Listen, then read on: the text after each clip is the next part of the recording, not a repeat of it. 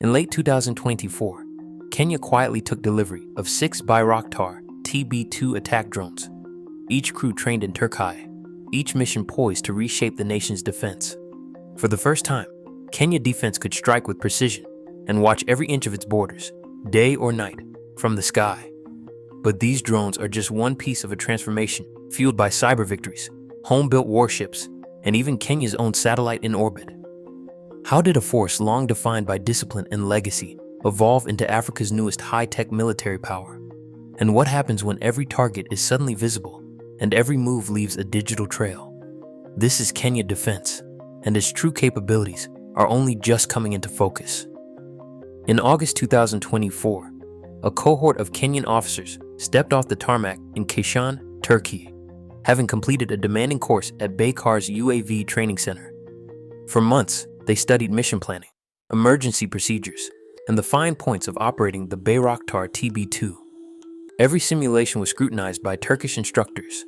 Engine failures, lost data links, the split-second decisions of a real-world strike.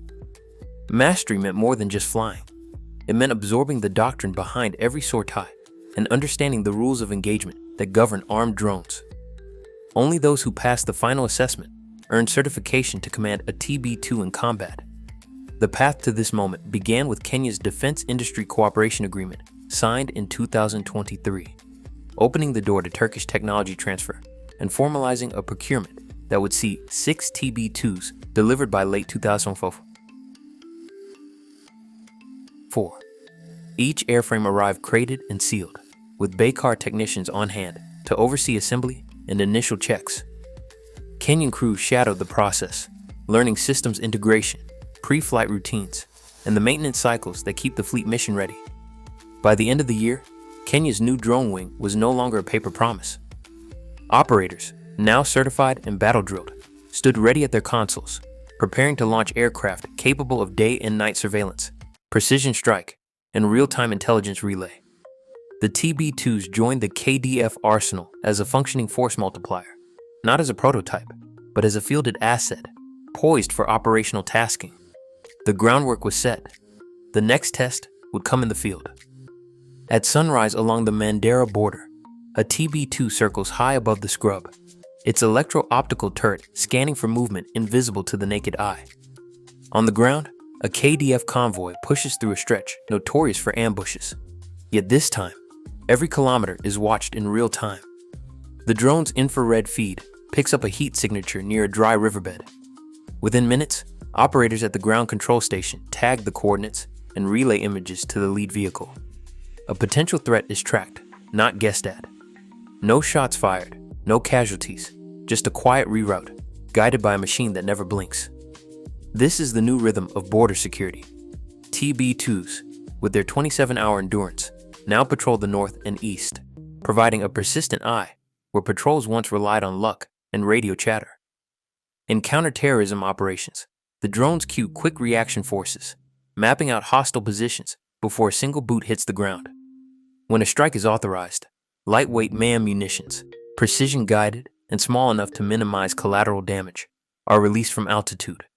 The result is a fine fix-finish loop measured in minutes, not hours. Kenyan crews, still fresh from training in Turkey, run these missions from hardened shelters, their screens filled with crosshairs and telemetry. Every sortie builds confidence. Each successful overwatch, each convoy escorted without incident, is a step away from the days of blind patrols and delayed responses. The TB2 is not just a new aircraft. It is a force multiplier, shrinking the battlefield and expanding what a handful of operators can achieve. In the field, the difference is measured in lives saved and threats neutralized before they become headlines.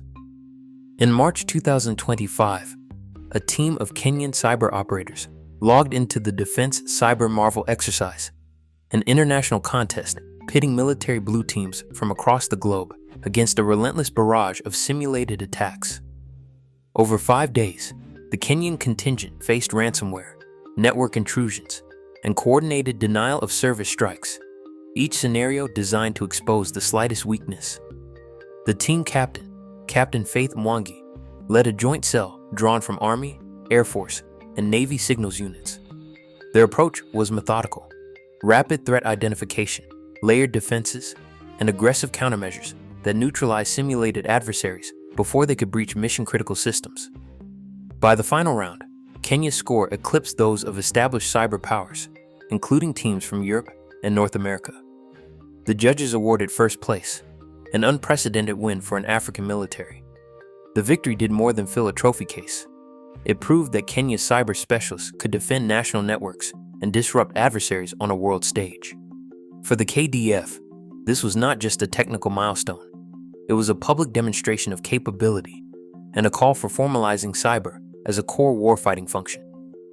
Inside the Ministry of Defense, planners drafted a new blueprint for the digital battlespace. The days when cyber was treated as an afterthought, just a handful of IT specialists patching networks, were over. Now, working groups mapped out a permanent cyber command, tasked with defending military systems and projecting force in the digital domain. The command's proposed charter called for joint teams drawn from all service branches, with clear lines of authority and a mandate to operate alongside conventional units. Planners debated staffing, doctrine, and how to fuse cyber with electronic warfare and signals intelligence. The ministry's quarterly reports began to reference cyber readiness as a core metric, not just a compliance box. New directives outlined how cyber defense would be woven into operational planning, from headquarters down to the battalion level. The architects behind this shift, many of them veterans of recent cyber exercises, argued for a structure that could hunt threats, respond in real time, and support kinetic operations across the force. Kenya's approach was methodical: build doctrine, test it in exercises, then codify it in a standing command. The result was not just a team, but an institution, one designed to make cyber a permanent pillar of national defense. On the floor of the Kenya Ordnance Factories Corporation, machines stamp out brass casings and assemble cartridges destined for army depots across the country.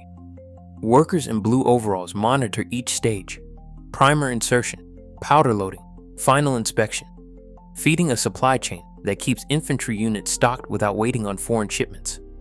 Alongside ammunition, precision machine parts for vehicles and small arms roll off the line, each batch logged and tracked for quality. This is the backbone of Kenya's push for material self-reliance: basic munitions and components, produced at home, delivered on demand. Down at the coast, the Mombasa yard of Kenya Shipyards Limited hums with the sound of grinders and welders. In 2024, naval engineers completed a full refit of the KNS Shupavu, returning the patrol vessel to service after months in dry dock. The workforce, drawn from both civilian and naval ranks, has learned to overhaul engines, reinforce hulls, and upgrade electronics, extending the life of the fleet. Each completed refit means more hours on patrol, fewer gaps in maritime coverage, and faster response to incidents along the Lamu corridor. The state's investment in shipbuilding and repair is not just about pride.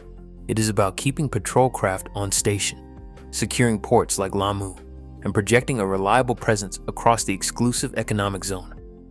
In the hands of engineers and crews, Kenya's industrial base becomes a force multiplier, turning local production into sustained maritime security. In April 2023, a Falcon 9 rocket lifted Taifa 1 into low Earth orbit, a 3U CubeSat built by Kenyan engineers, now circling above the continent. Its camera sweeps the land in 6 bands, collecting panchromatic and multispectral images at resolutions sharp enough to track river flooding or drought patterns, but also to spot new construction near border crossings.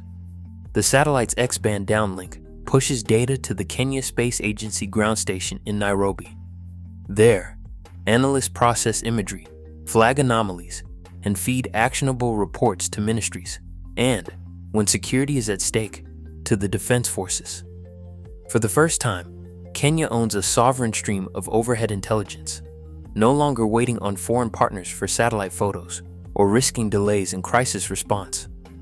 On the coast, the upgrades at Camp Simba have changed the rhythm of joint operations.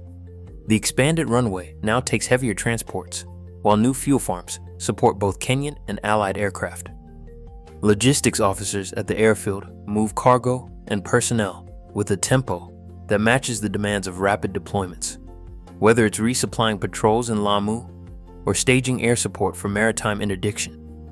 By tightening the loop between what is seen from orbit and what can be launched from the ground, Kenya's planners shrink the distance between detection and action. The find, fix, finish cycle, once measured in days, now unfolds in hours, anchored by eyes in the sky and boots at the forward edge. In August 2024, Kenya's first crews completed training on the Bayraktar TB2, marking the confirmed delivery of 6 advanced drones into KDF service by year's end. This leap in drone capability, paired with the launch of the Taifa-1 Earth observation satellite in 2023, and the KDF's victory at Defense Cyber Marvel 2025, shows a deliberate shift toward multi-domain defense. However, the full operational impact of these systems remains partly classified, and the scope of Kenya's cyber command structure is not fully public. Still, the evidence is clear. Local industry now refits naval assets and produces ammunition, while new space and cyber layers tighten Kenya's security posture from the border to the coast. Against regional peers, Kenya's modernization delivers measurable gains in surveillance, precision, and resilience. Today, the record shows Kenya is building the foundations of a tech-enabled regional security hub, one defined by evidence, not aspiration.